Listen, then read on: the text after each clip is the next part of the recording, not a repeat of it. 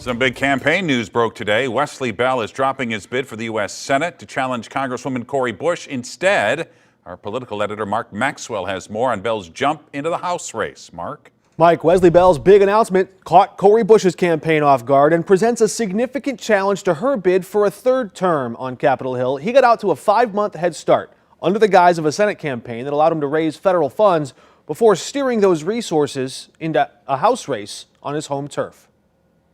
In politics, plans can change in a hurry.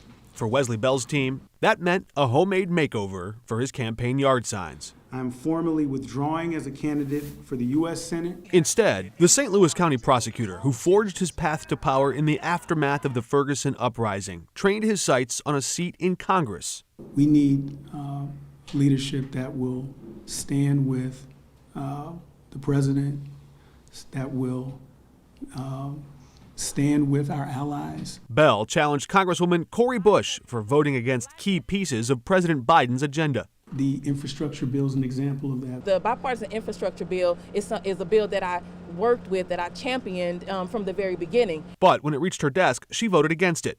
And online, she called for a ceasefire in Gaza, accusing Israel of waging an ethnic cleansing campaign and calling on the Pentagon to stop funding these atrocities. Are you comfortable with the Israeli military's airstrikes and invasion of Gaza, or would you condition aid to Israel on them altering their behavior?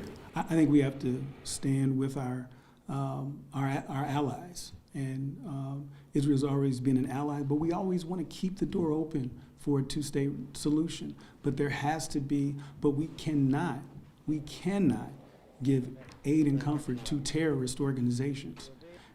And Hamas is a terrorist organization, and Israel has the right to defend themselves. In a statement, Bush's campaign manager called Bell's bid disheartening. In his launch, he called her past rhetoric defeating. That defund the police, it not only was misguided, but it hurt Democrats. It gave Republicans the red meat they needed, and many believe that it contributed to why Democrats lost the House of Representatives in the midterms.